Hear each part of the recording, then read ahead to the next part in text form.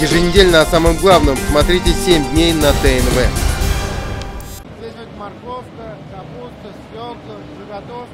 И все это выращено студентами. Айнур Хайруллин, второкурсник Атнинского техникума имени Габдуллы Тукая, учится на механизатора. Все это сами сажали, сами выкапывали, выращивали. Все, что привезли, хотим все продать.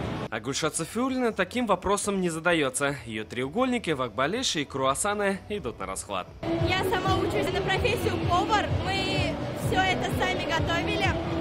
И еще помогали поварам. Вот этот мангал мы изготовили на тренировке по компетенции обработки листового металла WorldSkills Russia. Приобрести эксклюзивный мангал, кресло-качалку или обувницу на ярмарке предлагают студенты и преподаватели из Лениногорска.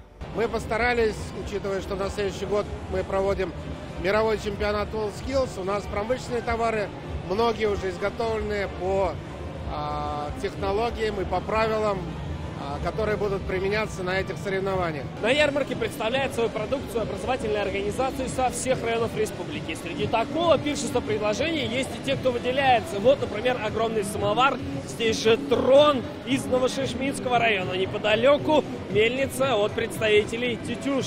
Хотя лучшим оформлением сегодня признана работа студентов и преподавателей из Апастовского аграрного колледжа. Зависит все от того, как оформляется у нас выставка. Люди тянутся к выставке, люди любят покупать красивые овощи, фрукты. За самый творческий подход награды досталось нижнекамцам. Свой стенд они посвятили году Льва Толстого. Когда мы встречали делегацию студенческой песни, переделанной и именно посвященной Льву Николаевичу. Старания продавцов оценили и покупатели. Мне очень все понравилось. Такой большой выбор продуктов и дешевые продукты. Молодежь все улыбается. Даже на вещах все это сказывается, потому что все дешевле и все так ярко, красочно. Очень весело, очень так оформление, очень красивое.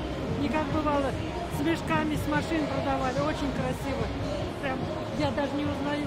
Так на ярмарке сегодня студенты учились продавать, колледжи зарабатывали, а казанцы с радостью пополняли свои запасы. Салават Ухмадуллин, Ренат Сафин, ТНВ, Казань.